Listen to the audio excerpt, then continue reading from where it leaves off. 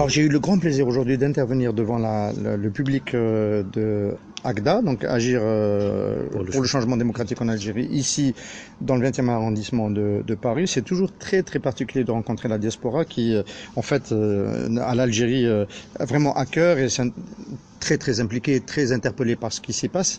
Le sujet de l'heure, c'était est-ce qu'il va encore se passer quelque chose qui peut empêcher le projet du 5e mandat. Je pense avoir réussi à bien faire comprendre à cette assistance que le projet est sérieux, que malheureusement le système algérien veut se reproduire à l'équivalent et que donc on veut faire passer Bouteflika dans l'état où il est comme le candidat donc, qui va poursuivre le système, donc au nom de, entre guillemets, la stabilité. Bon là, j'ai quand même senti qu'il n'y avait pas eu beaucoup de contestation dans le débat sur cette idée, même si à la fin on m'a dit, mais il se dit que, bon, finalement je pense que c'est une idée qui est admise aujourd'hui, que c'est le projet du système, voilà, parce qu'il y a quelques mois, ou même encore il y a quelques semaines, on ne pensait pas que c'était sérieux. Après, une fois qu'on a dit ça, on a fait un peu le tour des possibilités. Qui peut encore s'opposer à ce projet-là? À l'intérieur du système, on a vite fait de conclure qu'il n'y avait pas réellement de résistance. En dehors du système, il y a potentiellement quelques îlots de résistance, mais on n'arrive pas à les fédérer pour que ça fasse déraper le processus donc de ce 5e mandat. Et on a essayé de comprendre ensemble pourquoi cette résistance est-elle aussi faible, notamment du côté de l'opposition, de sa capacité à s'organiser, à fédérer, etc. Mais aussi du côté de la société civile, dans sa capacité à contester et sa volonté de contester, compte tenu on va dire en gros, du consensus social et civique qui a pu être construit par la redistribution durant les années Bouteflika. Voilà. Alors, le débat était extrêmement intéressant. Extrêmement intéressant. Je suis vraiment content d'avoir pu répondre avec beaucoup de plaisir à cette invitation. Les inquiétudes sont quand même palpables, Il y a une forme de pessimisme, il faut le dire, par rapport à l'avenir de l'Algérie, à cause de la reproduction de ce système qui se maintient en dépit de tout, dans des solutions de plus en plus bancales, etc. Voilà, voilà, il se maintient parce qu'il n'a pas d'autre solution que de faire les choses comme ça, et en le faisant comme ça, à mon avis, il se tire un coup de feu dans le pied. Pour ma part, j'ai essayé de montrer que, en fait, on est en train de rentrer dans une phase de crise du système, qui est une crise sérieuse parce qu'on ne peut pas aller vers un 5e mandat de Bouteflika sans parler de crise. La crise à cause du 5e mandat de ce type-là, la crise lorsque Bouteflika ne sera pas là parce qu'on ne s'est pas donné les moyens de la succession.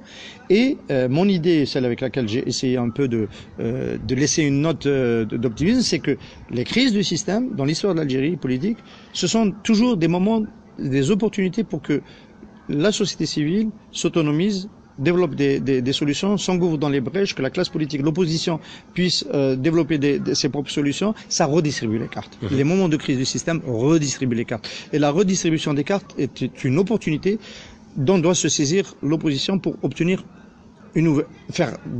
détourner le processus, engager le changement, faire passer des solutions constructives, etc. Donc, il n'y a pas que des mauvaises nouvelles. Si le système est aussi aveugle, s'il n'arrive pas à produire des solutions durables, s'il s'entête à reproduire, et on voit combien c'est quelque chose qui est difficile à soutenir, c'est pas qu'une mauvaise nouvelle parce que c'est en train d'amener la crise et la crise peut être une opportunité pour la redistribution des cartes.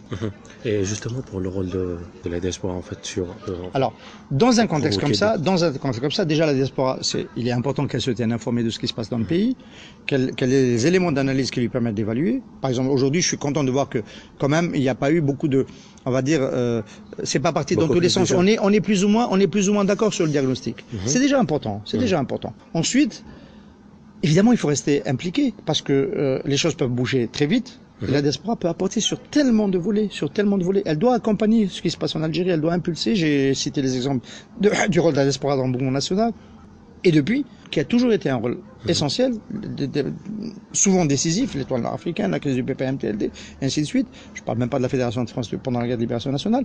Et donc, aujourd'hui, pour le combat démocratique, s'informer, se tenir impliqué, maintenir le lien avec le pays par les voyages, et puis faire avancer cette idée que, en fait, en gros, en Algérie, il n'y a pas de raison que les Algériens soient exclus du processus de démocratisation et de modernisation de la vie politique, qui est un processus universel.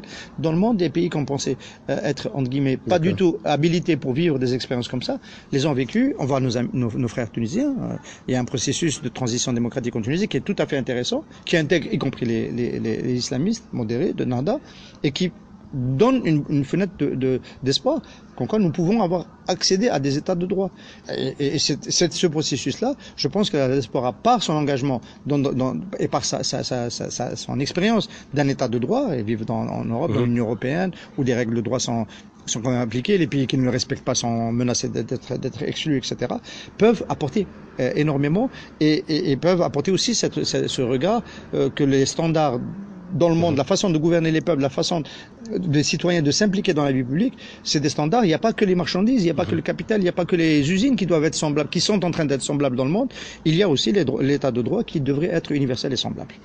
On va finir cette question justement pour éviter un tel scénario, en fait, un scénario chaotique d'un point de vue justement journalistique.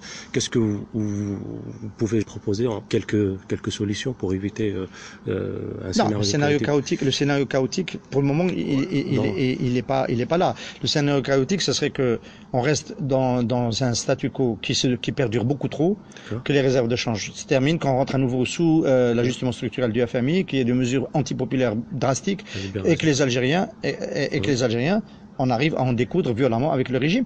Après, ça peut être une bonne chose parce que ça peut ouvrir des brèches, mais on ne sait pas comment va réagir le régime. En 88, Chadli Benjedid a agi en nous faisant d'abord la répression, ensuite une ouverture qui a finalement permis une soupape de respiration et sur laquelle je pense que ils s'en seraient pas sortis. Comment va réagir le pouvoir dans une situation de ce type-là? J'espère qu'il ne va pas choisir le chaos, mais j'espère surtout ne pas en arriver à cela et que le changement et que l'alternance, les possibilités d'alternance se mettent en place bien avant. Merci bien. Merci bien, Hassan.